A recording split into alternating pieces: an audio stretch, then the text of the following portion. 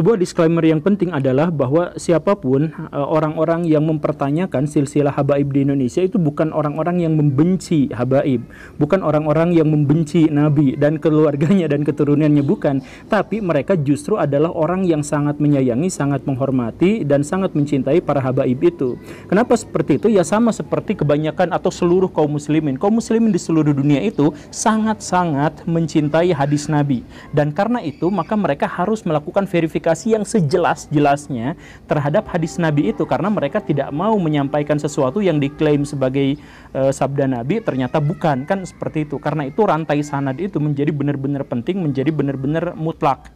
Bahkan para kritikus hadis itu menyepakati satu aturan bahwa kalau ada berita benar tetapi sanadnya meragukan, maka lebih baik ditinggalkan saja. Karena tahu dari mana kita sanad itu benar atau tahu dari mana berita ini benar atau salah, itu dari sanadnya, seperti itu.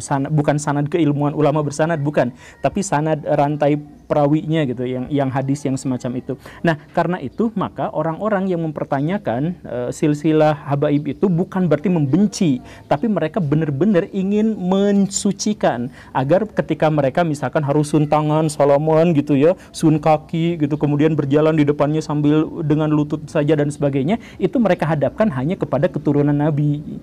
Jangan sampai mereka sudah sun tangan apa segala rupa, ternyata yang mereka sun tangannya itu adalah keturunan Genghis Khan gitu, atau keturunan Qin Shi Huangdi gitu, atau keturunan Julio Caesar, kan nggak seperti itu. Nah, karena itu maka silsilah itu harus dibuat sebersih-bersihnya. Begitulah kurang lebihnya. Nah, bagaimana silsilah itu bisa kita ketahui benar salahnya? Ya tentu saja sudah dituliskan dalam Rabithah Alawiyah yang para habaib itu datang ke Nusantara sekitar tahun 1880-an sampai 1940-an, dan mereka semua sudah memiliki yang tadi itu, silsilah keluarga sampai ujung-ujungnya adalah Nabi Muhammad begitu. Dan kemudian oleh Rabithah Alawiyah itu tahun 1900 awalan itu kemudian disusun ulang semuanya, disatu-satukan gitu, dan sampai sekarang mereka juga masih melakukan penelusuran dan penyusuran itu. Sampai sekarang ada yang terbukti habaib yang palsu, ada terbukti yang habaib yang salah begitu. Ya kurang lebih seperti itulah ya. Nah, tetapi di antara sekian banyak orang itu pada akhirnya ada yang mencoba untuk meneliti Rabithah Alawiyah itu. Jangan-jangan di situ tuh ada yang salah. Misalkan kita simak silsilah-silsilah dari habib yang sangat terkenal di Indonesia. Misalkan Habib Bahar bin Smith itu adalah keturunan Nabi ke-37, walaupun beliau juga sempat mengaku bahwa keturunan ke-29.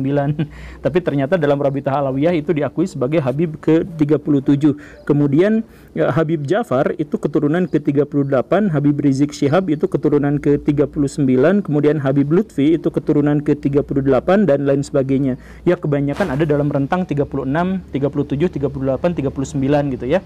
Nah, ini misalkan kita ambil contoh bahwa Habib Rizik Syihab itu diambil dari Fatimah, punya anak namanya Husain, kemudian Ali Zainal Abidin, kemudian Muhammad Al-Bakir, kemudian Ja'far Shadiq, kemudian Ali Uraidi, kemudian Muhammad An-Nakib, kemudian Isa Arumi, kemudian Ahmad Al-Muhajir, kemudian Ubaidillah, kemudian Alwi Alawin, dan seterusnya sampai ke 38-nya itu adalah Habib Rizik Syihab.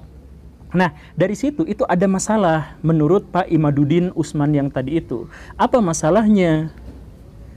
Sejak silsilah ke-10, yaitu Ubaidillah sampai ke bawah-bawahnya, itu tidak pernah tercatat dalam silsilah, dalam kitab-kitab silsilah di zaman dulu. Gak pernah ada.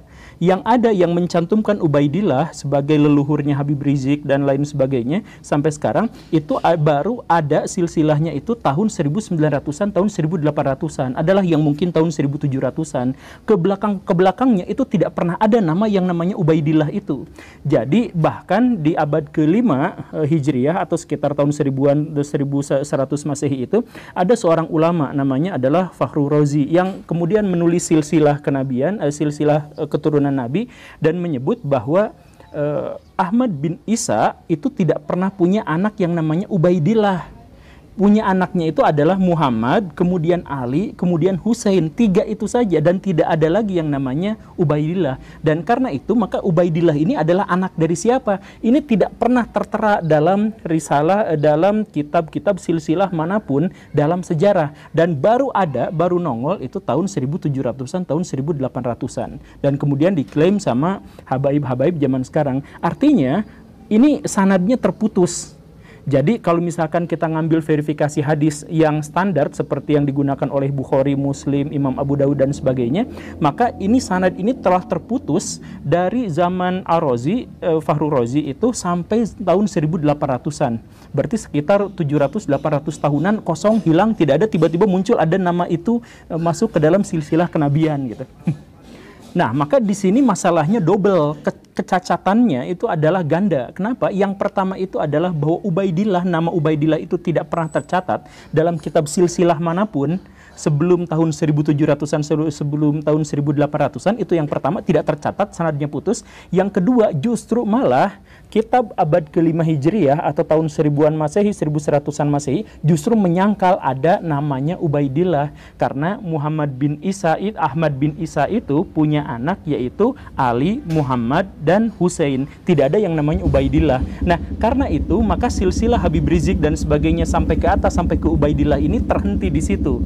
Jadi kemungkinannya memang kemungkinannya itu bahwa di situ tidak ada yang namanya Ubaidillah, dan karena itu tidak ada keturunan Habib-Habib yang sekarang itu adalah keturunan dari Ahmad bin Isa sebagai keturunan dari Nabi.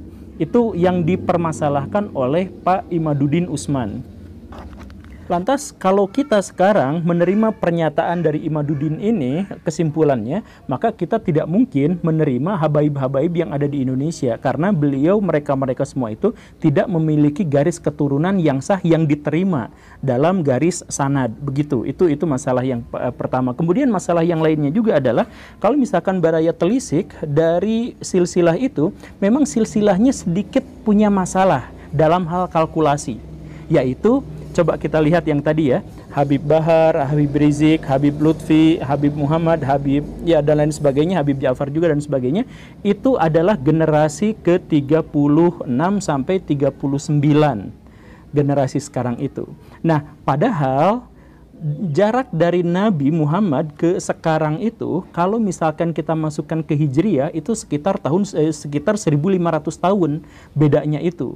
Jadi Nabi dilahirkan 50 tahun sebelum Hijriyah kan, sekarang tahun 1444 Hijriyah ketika video ini dibuat. Maka berarti dari Nabi lahir sampai sekarang itu berarti sekitar 1495 tahun. Ya kita bulatkan beda 5 tahun, ya kita bulatkan jadi 500 tahun Hijriyah, 1500 tahun Hijriyah. Sedangkan kalau dikonversi ke Masehi maka menjadi 1453-an Masehi kan begitu. Nah, 1500 tahun itu di seluruh dunia generasi yang berpindah, generasi yang berubah, generasi yang ada itu adalah sekitar 50 sampai 75 generasi. Bagaimana ceritanya kalau rata-rata di seluruh dunia itu sekitar 50 sampai 75 generasi, sedangkan para habaib itu hanya sampai ke 37, 38, 39 generasi. Kalau seperti ini, maka ya tetap masuk akal sih, tapi susah untuk menerimanya, karena artinya rata-rata habaib itu baru punya keturunan di usia 41 tahun.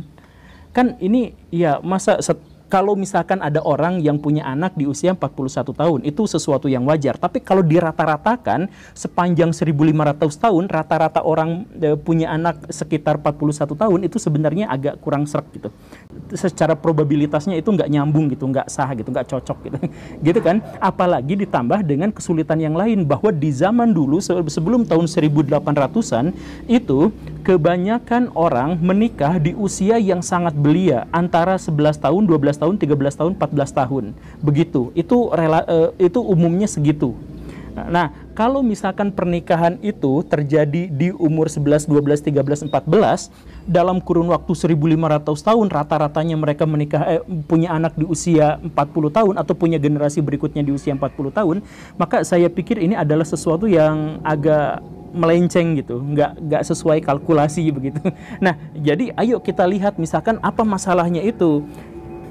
Nabi punya pelanjut yang namanya Fatimah itu ketika beliau berusia 34 tahun. Kemudian Fatimah berlanjut ke Hasan itu 19 tahun usianya. Hussein ke pelanjut berikutnya yaitu Ali Zainal Abidin itu 33 tahun. Kemudian Ali Zainal Abidin ke Muhammad Al-Baqir itu 17 tahun. Kemudian Al-Baqir ke Ja'far Shadiq itu 26 tahun. Setelah dijumlah jambleh diambil rata-ratanya, itu ternyata rata-rata generasi itu berpindah di usia 26 tahun. Dari satu generasi ke generasi berikutnya berikutnya rata-ratanya itu adalah 26 tahun. Wajar, normal, masuk akal. Iya kan? Semuanya masuk akal. Nggak ada yang sampai 40 tahun. Tetapi setelah Ahmad bin Isa yaitu Ubaidillah. Nah, di sini adalah masalahnya. Seperti yang tadi ya, Pak Imaduddin itu mempermasalahkan Ubaidillah itu tidak ada sanadnya, tidak ada garis silsilahnya, tidak ada catatannya. Nah, dalam kalkulasi ini juga jadi masalah ketika Nabi sampai Ja'far Shadiq katakanlah itu rata-rata 26 tahun dan itu wajar, itu masuk dalam rata-rata orang di seluruh dunia. Pada masa berikutnya dari Ubaidillah itu menjadi sangat berbeda. Misalkan Ahmad bin Isa ke Ubaidillah itu 40 tahun rentang perbedaannya. Kemudian Ubaidillah ke Ali anaknya itu 30 tahun, Ali ke Alwi 20 tahun, Alwi ke Muhammad 40 tahun, Muhammad ke Alwi generasi berikutnya itu 60 tahun.